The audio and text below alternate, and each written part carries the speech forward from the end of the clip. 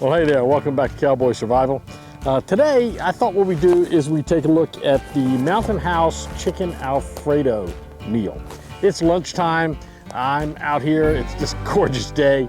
It's spring, it's warm, it's about 65 degrees, and I thought it'd be fun just to sit down, cook a meal, talk a little bit, talk about our gear and our equipment, and show you how some of it works, and also talk about some things that you need to think about if you're gonna go out trail hiking and taking a meal with you. So let's get into it. Well, let's get started. Let me show you the things I bring with me if I'm going to cook a meal. And you know, it's not a lot, but it's not a little either. You got to take the stuff you need. First thing I'm going to have is I got my Nalgene bottle full of 32 ounces of water because you're going to need lots of water when you're on the trail. In fact, you're going to use some of this when we're going to cook today. I also have my Stanley 2-cup cook set, though I don't actually use both cups. Usually what I have in here is just one of the cups. I actually have a fuel canister for some reason. I'm not even going to use that today. But it has the lid, has my cup, and we'll talk about this in just a moment. I also have with me my meal, of course. We're going to do the Mountain House Chicken Alfredo meal. I have a little tin of fire starters and a ferro rod with me. You could also carry with you a lighter if you want to. That'd be an additional kind of source for starting fire, which is always critical. A couple things I always take with me. I always have a little hand towel with me because you never know when you need that to either wrap something up, press a wound, perhaps clean something up, wipe your hands, whatever. And I also carry a pair of gloves. Gloves are good to have so you don't get cuts on your hands. Also, if you're going to grab a hot pot, these are really helpful to have. For eating, I've got my spork. This is the spork out of the Harbor Freight survival kit.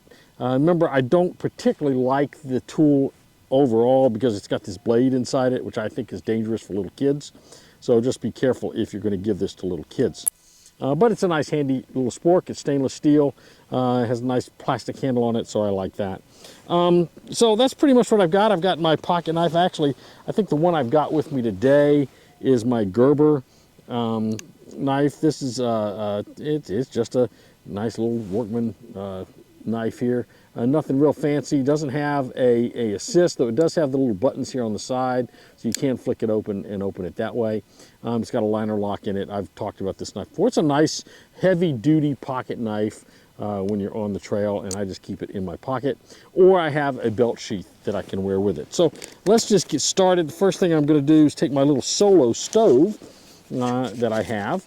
I didn't show you this before, but I've got one of these solo stoves and I've got a video where I actually tested this thing, and I kind of like this. It's a really nice little stove. It's pretty compact. I basically take it apart, and you simply take this piece and you flip it over and set it in there, and your pot is going to be able to sit on top of it just like that. So that's kind of nice. It's also got a way to feed more wood in through this little opening right here, which is kind of nice. So first thing I'll do is I'll put my little fire starter in there. I'll tear it up and put it in there and put a little bit of wood in and then spark it. My fire starters, I always put a little piece of paper towel between them. These are homemade fire starters. I've got a video on how to do those. Cotton rounds, I dip them in melted paraffin that's mixed with lamp oil, and then I let them harden. I usually put them in the refrigerator. It hardens them up really nice, and then when I'm ready, I can just break them apart. I'll just do this with them.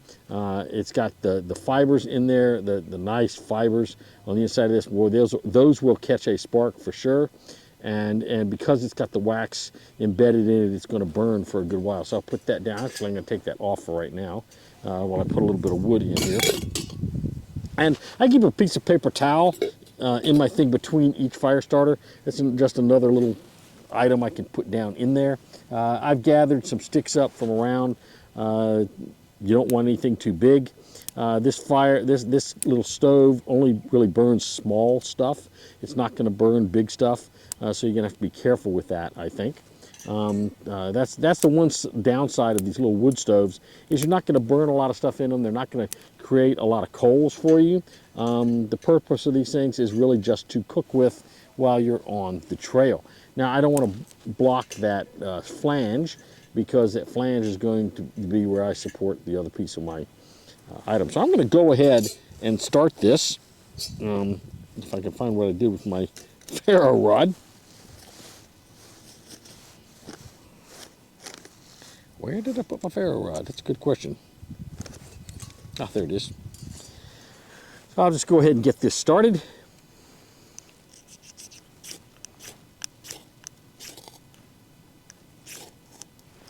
There it goes, already started. And I'll just keep putting a little bit of wood in there.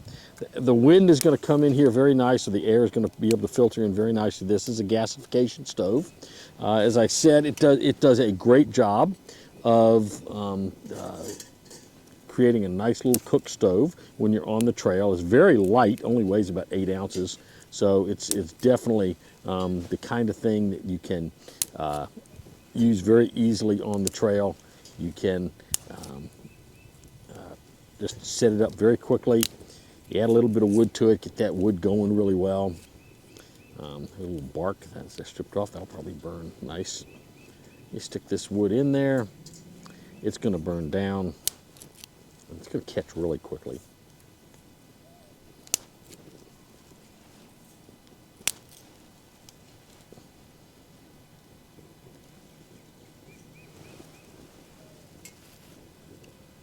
Now, once you get it going, you can put a little bit bigger stuff in there. It will. So you want to experiment with which kind of these stoves you want. I've got another one I did. This one of the little fold-up stoves that you can buy. That comes in pieces and you put it together. Those are kind of neat. They're really inexpensive. This is going to cost you probably about 40 bucks. The little steel ones that you put together have the 4 sides on them. They're going to cost you maybe around 20 bucks. I've seen them for a little less. Be careful and find one where you can feed wood into it. I saw one the other day that looked pretty neat until you really looked at it, and there was no way to feed additional wood into the stove, and that's a problem, because you want to be able to feed some wood in so that you can continue to have flame and heat so that you can cook on it. So the next thing I'm going to do is I'm going to get my water going, and I've got my Stanley cup here, and I'm just going to pour some water into this Stanley cup, and I'm going to pour more than I'm really going to need for my meal, because I'm also going to make some coffee, whoops, to go with this. I just wasted some of my good water there. So I'll set this thing right on top of that. It's not real stable. I'm going to see if I can't move that thing, make it a little bit more stable. That feels a little bit better, not a lot. It's rocking just a little bit. There, that's better. That's a little bit more stable. So you see, that used a lot of my water. That used over almost half of my water just to fill this thing up. So you've got to be careful with what you're doing. I'm going to put this lid on here so that it is likely to boil a little bit faster. Make sure I get the dirt off there. I don't want dirt getting down into my water. So while that's cooking and heating up, and I will be feeding more wood into there as we go, because that wood will burn down pretty quickly. These little sticks don't burn long, so you do have to keep putting wood into this thing. That's why it's nice to have this place over on the side where I can continue to put wood into it, because if you don't do that, what you're going to end up with is it's going to go out and you're not going to get enough flame to actually, enough heat to actually get your water as hot as you want to get it.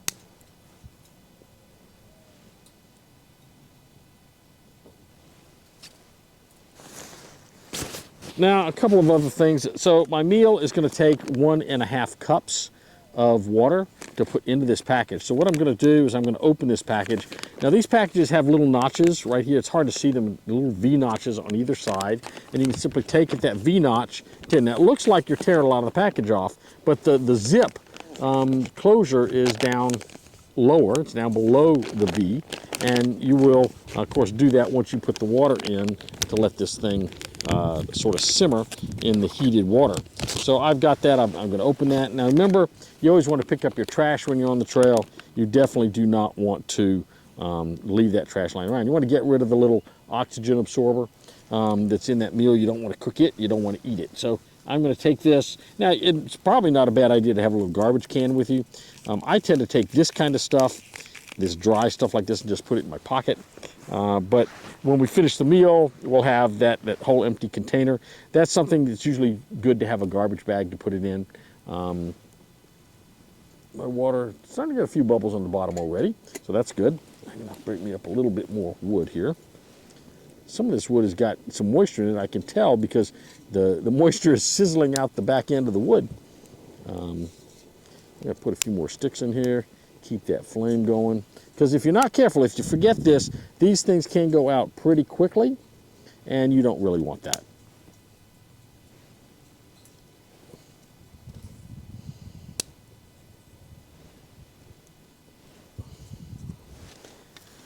So I'll put the water in there when it heats up. Now, the other thing is this thing comes with a cup, and you're all going to have some kind of cup in your system that you take with you. And you need to know how much water this will hold.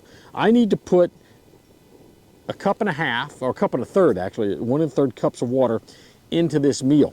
Now, how much is 1 1/2 cups? I can't measure it out of this, but I can measure it with this. I've pre-measured this. You want to know your equipment before you hit the trail. I know how much water this thing can handle. I know that this has got 32 ounces of water in it.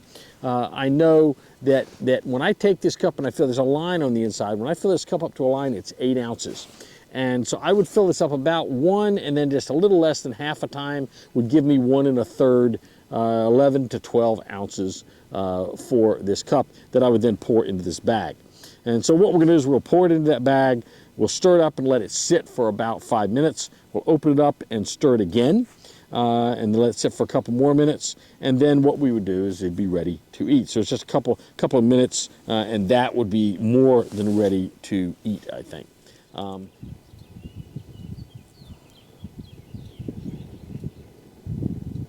don't even hear the birds, but boy, the birds sure are out singing today.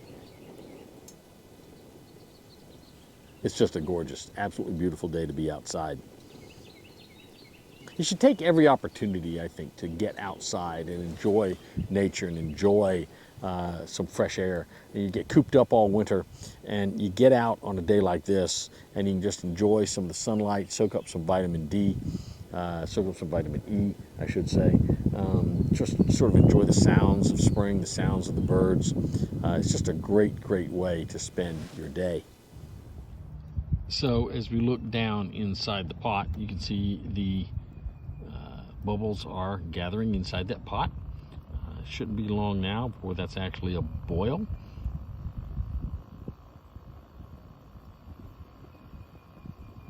We can see how the fire is burning really nicely inside that stove.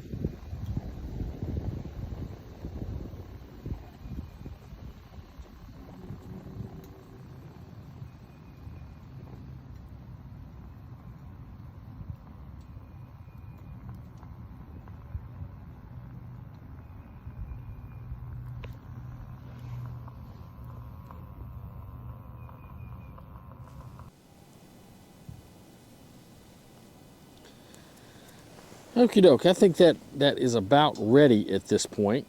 And so what I'm going to do, I'm going to do a couple of things. I'm going to put on a glove so I can grab this.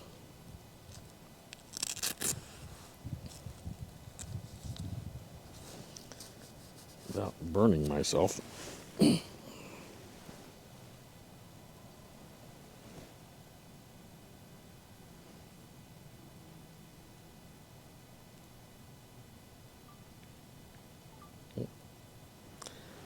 So I'm going to take this, I'm going to fill up this cup with water. That's going to give me about, I don't have a good grip on it, do I? About 8 ounces of nice hot water. And I'm going to put that into my meal. I'm going to fill it up about half again because it tells me to put in, it's a little smoky there.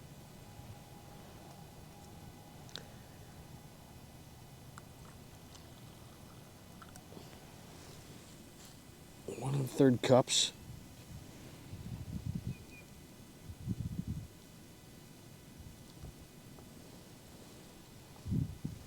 Got my 1 1/3 cups. I'm now going to take this, I'm going to stir this up, get that in there pretty well.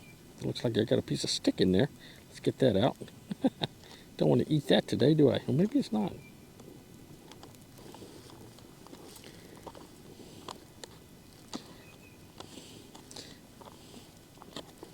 So that's stirred up. That's stirred up pretty well. Now what I'm going to do is seal this.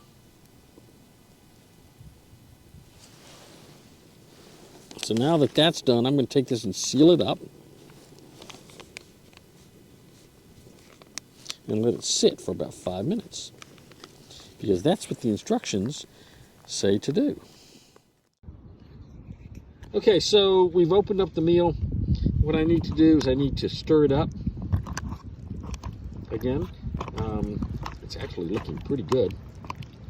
And we'll let that sit for just a minute, and then we'll eat it.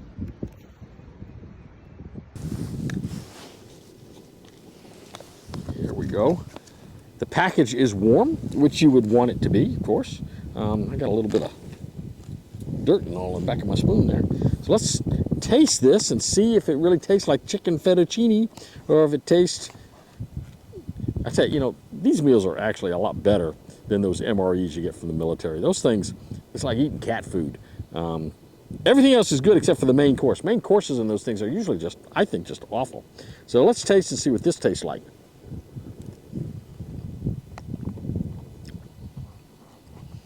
That is actually very, very tasty. The chicken has rehydrated very nicely.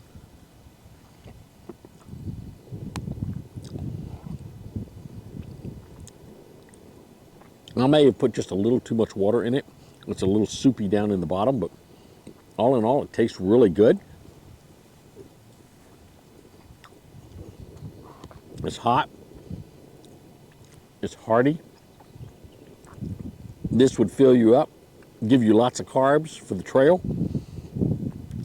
I think if this was a trail meal, now this package should actually feed 2 people, I think.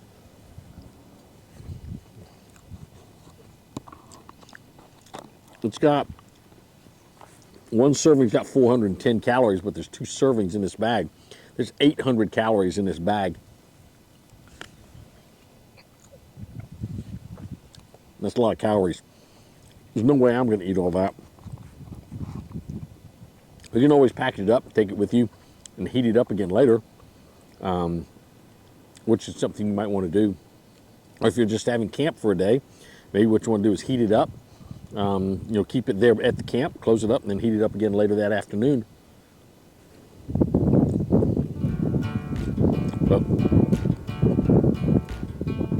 this meal's pretty good. It's a keeper. I think if you add a little seasoning to it, it might be a little better.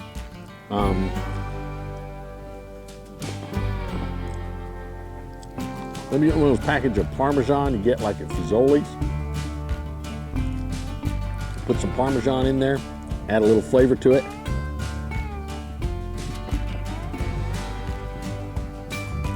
But that's a pretty tasty meal. So, as we always like to say, when you're out there, stay strong, stay prepared, and we'll see you real soon on Cowboy Survival.